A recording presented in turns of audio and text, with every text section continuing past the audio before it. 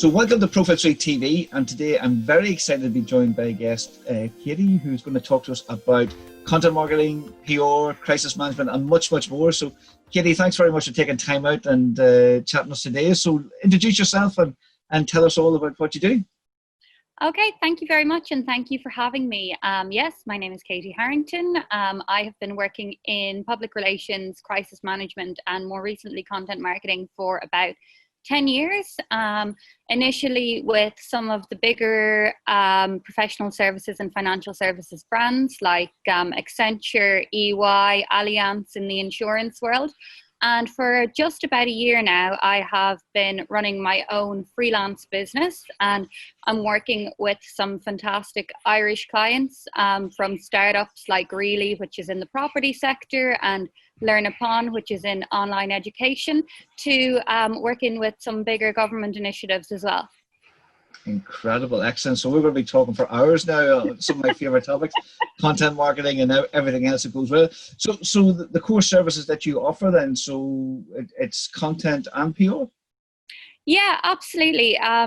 So I suppose a lot of people like to break down PR as something completely separate to marketing. I would say there's a lot of overlapping skills, and my career has certainly hopped the line back and over between the two. So when clients come to me, I would try and offer them what I think is most relevant to them. So a lot of the time, writing a press release is now thrown in there with content marketing. And what I would do is starting off with content strategy, which is just sitting down with a client and really getting to know them and what they need and what's best going to serve them, moving on to actually creating that content for them. And obviously then there's the promotion and distribution side of it, where, you know, some brands will be best suited to social media and some brands will be better suited to an email newsletter or something internal. So it's about taking it through that full life cycle from the strategy through to the distribution. Amazing. And do you find that your services then differ depending on the client's industry? You mentioned a couple of you've government, you've got insurance, finance, startups. Yeah. So there's a lot of recent interest in video, and that is happening especially with, well, first of all, brands that have the budget for it, because video is a little bit more expensive to create and produce. For most of my clients, where we start at a basic level is long form written content. And that's because it is very valuable in terms of SEO, but it's also very difficult these days to convey a clear message without going into a lot of detail. People don't want a 300-word article. They want to go in depth on things. So that's the direction I would try and lead my clients in, whichever channel they might be using. Incredible. And do you find that some clients don't realize the power of content marketing and don't understand the value of the long form content? Actually, luckily, no, because for the most part, for me, by the time they get around to hiring someone, they've already been convinced of the value and they're ready to put something in place. And I suppose because I don't advertise as such, I connect with people as I connected with yourself on LinkedIn, and they're very familiar with me and what I do. By the time they get in touch with me, they know what I'm about, and it tends to be, it's not a hard sell, you know. It's been an easy process with most of my clients. Excellent. And I really do think, obviously, recent times, things are changing. People are starting to value digital and content creation even more than they did in the past. So we'll see now how things progress, if it's just a jump or it's going to be a long-term change. Well, I think what you're going to see is a lot more SMEs getting involved, because up until now, it has been a space that's dominated by big global organizations, and there's a lot of small businesses that never even had a website because they didn't feel like they needed it. And COVID-19 has just come along and blown that out of the water, and now everybody knows that they need a website, and if you need a website, then you need something to put on that website, which is where I come in.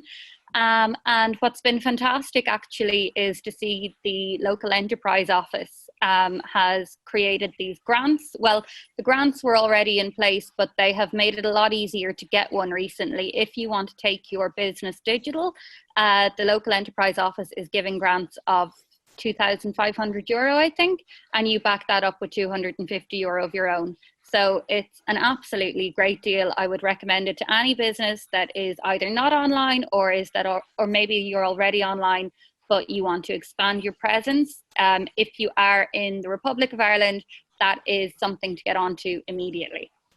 Incredible. So basically the Enterprise Centre are giving a massive boost to any business then. They're making anyone's budget stretch to invest in digital. I think it's called the online trading voucher, and it's very useful for people who want to make a move from your main street shop online, but it's also there for you if you're already online and you want to expand that presence. It's for you too. And I'm applying for it for my own business, and I would recommend to anyone to do it for themselves.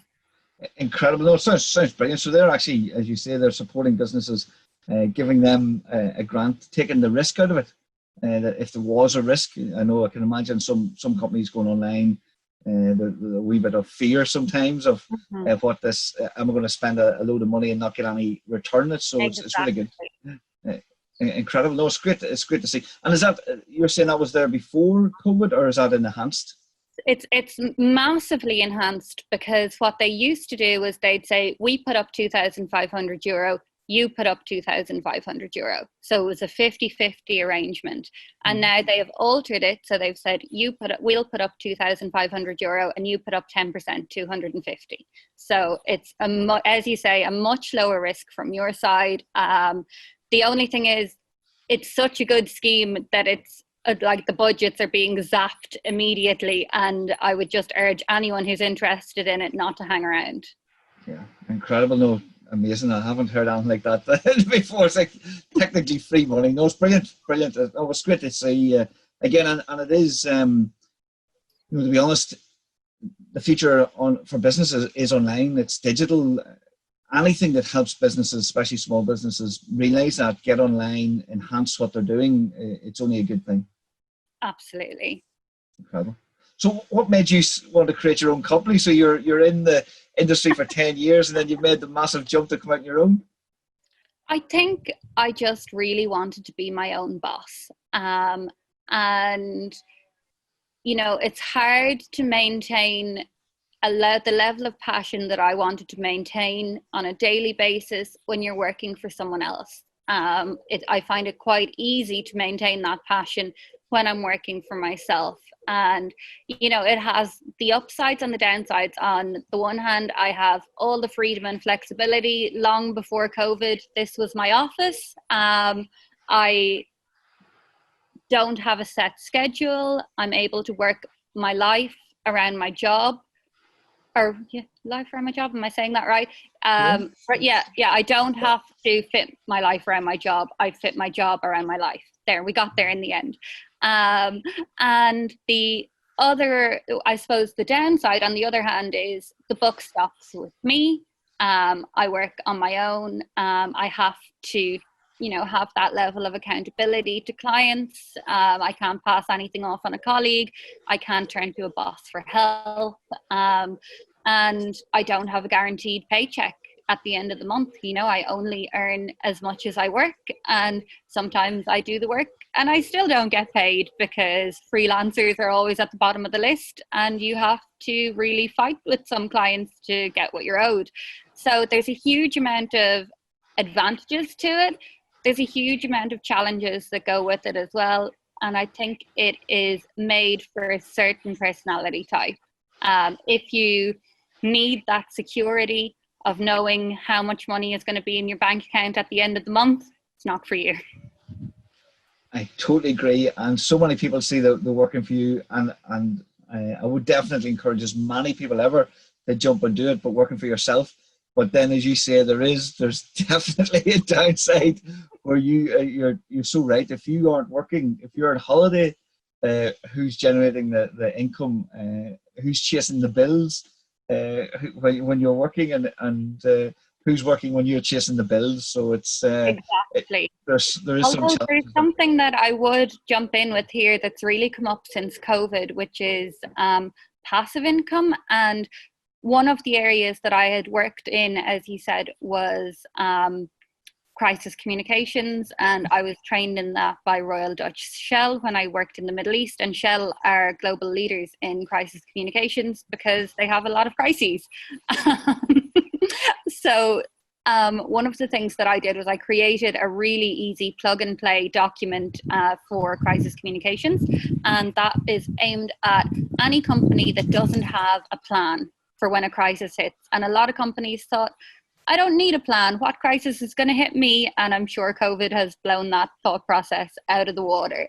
And that is a document that if you employed me to come into your office and set it up for your business, and we sat down together for 3 or 4 days, it would probably cost you a couple of €1,000, a couple of £1,000 to get that done. And I sell it on my website for $99. And it's very easy. You put your own logo in, you put your own company details in, and that is a stream of passive income, which is something I think is really important for entrepreneurs. And entrepreneurs should always be looking at how to generate income. How do you make money while you're asleep? Well, if you have some really useful products on your website, digital products that can be sold off, that is one way of doing it. And that comes to mind because during COVID-19, the sales of that crisis communications plan have skyrocketed. Yes, and I love it. I love it. That's incredible. No, it's great. Affiliate or not affiliate, passive income. Yes. And actually talk about timely. What a product for today. It's but for any time. That's something that is evergreen. It will never age. It's something that's been on my website for a couple of years, and it used to get a few sales here and there. And since in February, I noticed this uptick happening, and it's been consistent ever since. And if you can just look at whatever industry you're doing and see what will be evergreen for them and what's needed that's not necessarily out there, or what can you do? Like I said, if they got a consultant to come in and create this policy for them, it would cost a lot of money. So where can you make savings for your client in that regard? Incredible, amazing. And when we're talking about working for yourself and I guess working from home, do you think teams in general in companies have managed to adapt to remote working, even individuals? What do you think, or how do you see the transition? I think it had been happening slowly for a while. You know, we'd all gotten used to certain members of the team saying, oh, I'm working from home on Friday, I'm working from home on Wednesday. And now we've suddenly had to get used to a situation where everybody's working from home every day.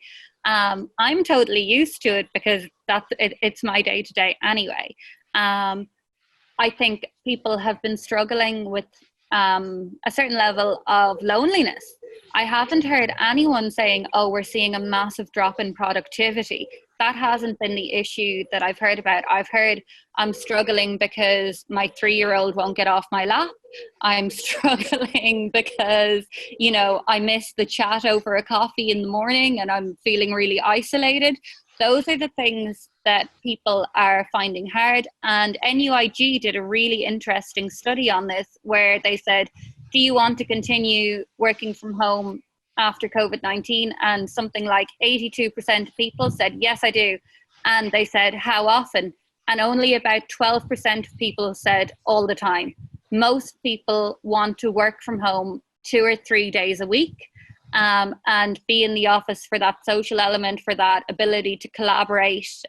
They want that as well. So it's going to be an element of compromise. And in the immediate aftermath of COVID-19, I think what you'll see is, you know, maybe 2 or 3 teams every day come in so that they can have that element of teamwork and bonding, and everybody else stays at home.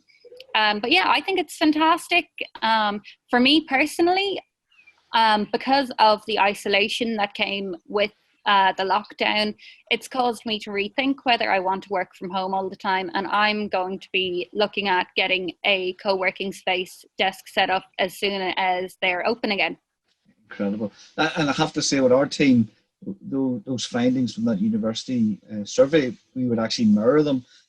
Challenges. I went in and worked with a client over from England this week, or last week, and I went in and met them in the office. First time in the office since this all happened. Very strange. And I found it, and obviously working from home every day, I found it really hard to adjust to working in the office because everything's at home. And it was like I had my laptop with me, and it felt really strange. It was reverse of what it used to be. So it's going to be a challenge, definitely. I guess merging office and home, but time will tell. What a transition! And who'd have said this 3 months ago? No chance. It's not at all. And I think there's a lot of bosses out there who were reluctant to allow working from home that are now going to have a really hard time justifying that position. And I'll put my hands up. I was there. If you asked me, and I'm in the digital space. If you asked me 3 months ago, I said no way over my dead body. Because again, my view was that the team were working together. It's so easy to go and talk to someone. It was, the pros were amazing, and it is strange being at home now. But I have to say it's been forced on me, and I have been pleasantly surprised. What we did do maybe 3 or 4 weeks ago, we introduced a 9 o'clock Zoom. So the team come on and we go through. It takes 15 minutes. And we go through the priorities for the day. Each person says what they're working on for the day. Well, and some people have the video on and some people don't, and that's fine. Some people are eating breakfast and some people aren't. It's again all fine. But it's just even to hear people's voices and to give it a regular 9 a.m. time that it feels a wee bit more like work. Sure. Because and then people have a definite stop time, a start time and stop time. And but it's totally changed because you're invading someone's home work environment. But gosh, I don't know. Yeah, how we go back to work, I don't know. If you asked me again, I would have been, yep, this is it. But now I don't know. I just don't know. I think we didn't know how the last 3 months was going to work. We can't say we know how the next 3 months are going to work. But I think what we've shown is we'll make it work one way or the other. Very true. And have you seen then an increase in professionals going freelance and moving towards consultancy? I think we will see that. I have seen in the last couple of days, for example, that Edelman let a lot of people go. And those people, there's not going to be immediate jobs for all of them. And I would encourage them. And I'm hoping to put together maybe a course or something along those lines that'll be the next stream of passive income aimed at showing people how to get set up as a freelancer or a consultant as simply and as quickly as possible, because it's not something that has to be complicated or expensive. It certainly wasn't when I did it. Most of us already have a laptop and a smartphone, and if you work in a digital space, that's really all you need to get started. And you just get your name out there, start blogging, start talking to old colleagues and old bosses and your mum's mates and whoever else might know, because in this digital space, for me, I have never met most of my clients in person. So initially, I got most of my work either from freelancer sites like Upwork, or I got it through old colleagues who already knew me and knew my style. So that's where I would tell anyone who's getting started to start. And then as you move on, just make sure you're getting those Google reviews, LinkedIn recommendations, testimonials, case studies, because if you're never going to meet someone in person and you're never going to be able to prove yourself to them in person, what evidence do they have to go on that you're a reliable person? It's very easy to have a Zoom call like this and say, yeah, I'm fantastic at this, that, and the other. If you have a Google review that says that from someone else, and you have a LinkedIn recommendation from someone else, and you have an Upwork recommendation from someone else, and they're all roughly tallying, then you will start to get clients coming to you organically. Incredible. No, brilliant advice. Incredible to hear. And so the first steps really are probably just to start, just get going. Yeah, if you're in the Republic, you register your business name with the CRO and just get started. I mean, I was a business the day I said, okay, I'm working for myself now. The other thing I would say that is fantastic since the last recession, when I I was on a long-term contract with Accenture before I decided to go solo. And I went into the social welfare office and they said, "Are you applying for work?" And I said, "No." And they looked at me funny. And I said, "I don't want to apply for work. I want to work for myself. Are there any supports for that?" And they said, "Actually, yes."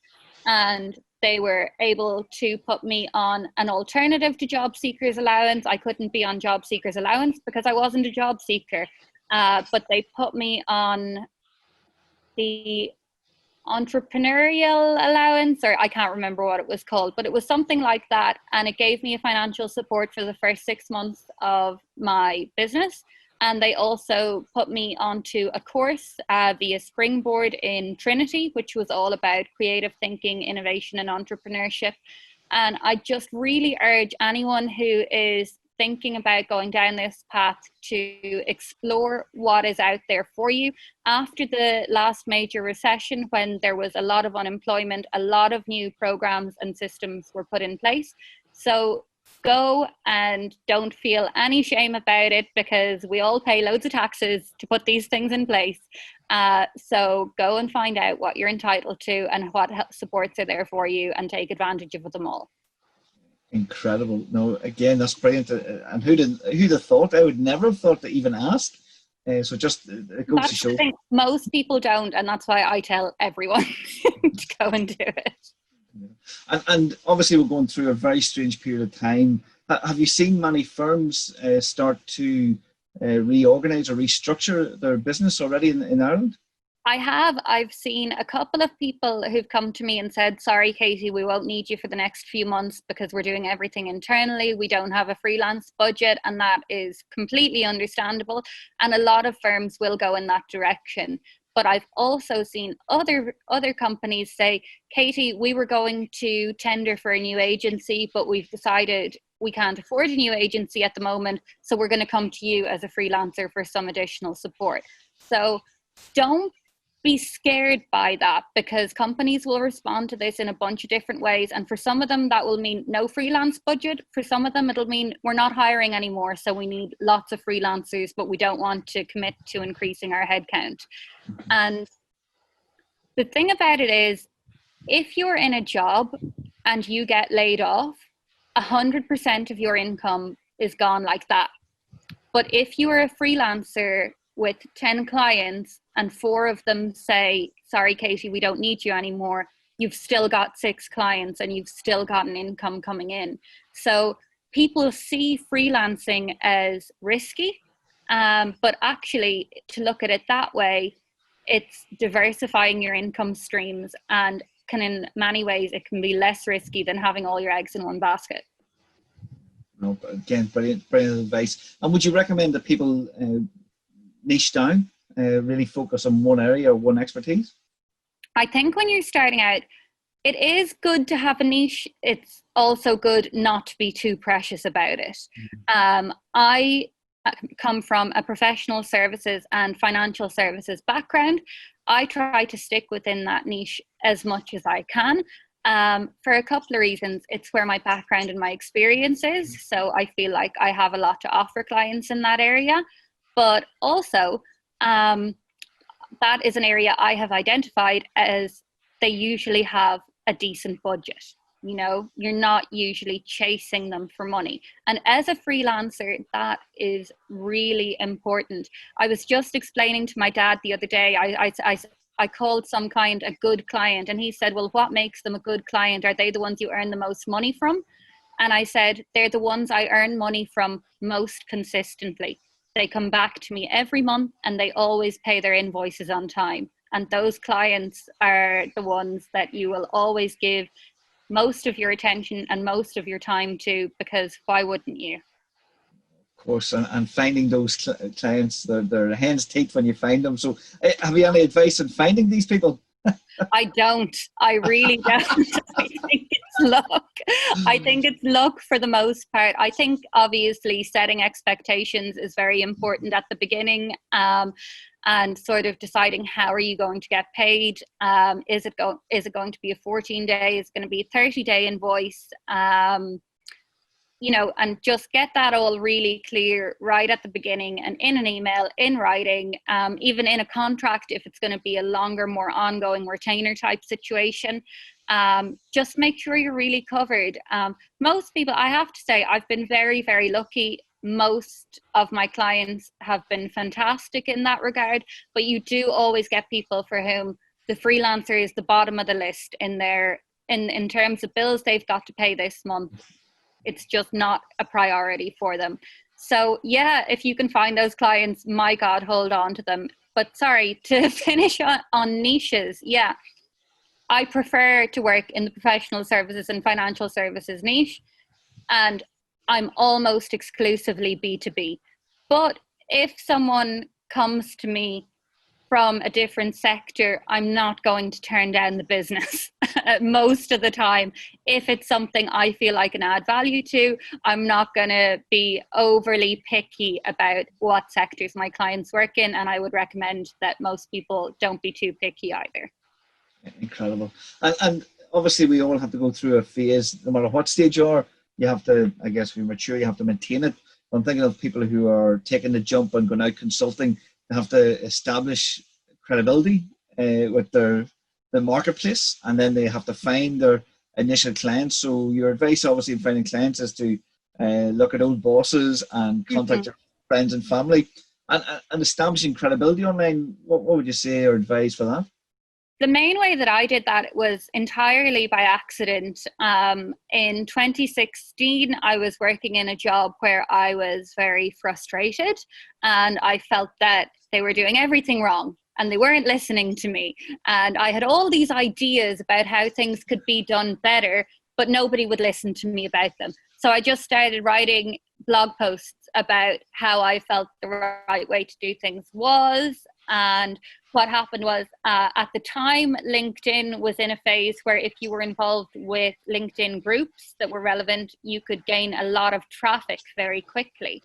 So I started trying to write these blog posts once or twice a week, and it sort of blew up a little bit. And it just gave me a whole pool of people who, even if we'd never met in person, they knew who I was, they knew what I stood for, they knew that I was passionate about what I do.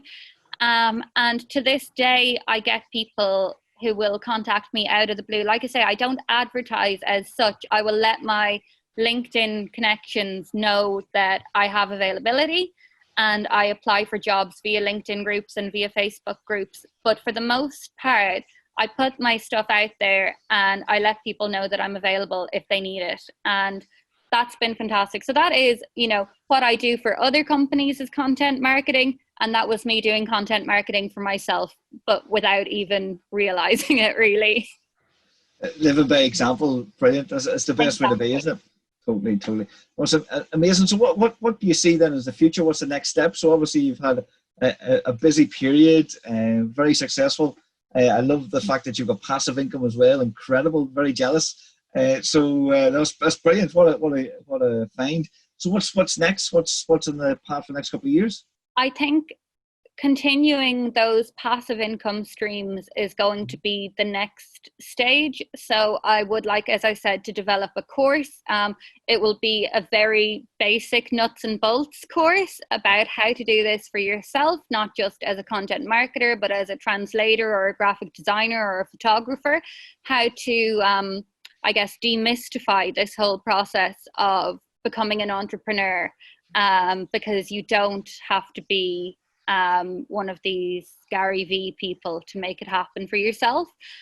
So I'd like to do some educational stuff around that and keep it really reasonably priced and continue that passive income growth, because it just takes a little bit of pressure off if you know that hopefully, you're going to sell even 10 courses in a week. If you know that that's the standard, you can then, count that into your bottom line. And as I say, there's not a lot of things as an entrepreneur that are stable in your bottom line. So if you can get something like that going, that is the ideal.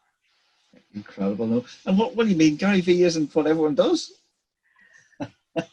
No comment. I know. Putting a lot of people under pressure. Very like amazing content, but yes, putting a lot of people under pressure. But it's interesting to Yeah. see. So Katie, thank you very much for your time today and talking us through what you do and everything. Someone watching this, what's the best way for them to get in contact, reach out, find out more about what you do? Very simple, katieharrington.ie. That's Katie Harrington. And yeah, you can also connect with me on LinkedIn. And yeah, I'm always happy to hear from new connections. Incredible. No, that's amazing. Again, thank you very much for your time today. Thank Really you. appreciate it. Excellent. And thank you for watching. Please do connect with Katie in the links below this video. I'm sure you found this very interesting. So you'll find a link to her on LinkedIn. You'll find a link to her website. And of course, if you found this interesting, please do share it on your social media. And we'll see you in the next video. Thank you again.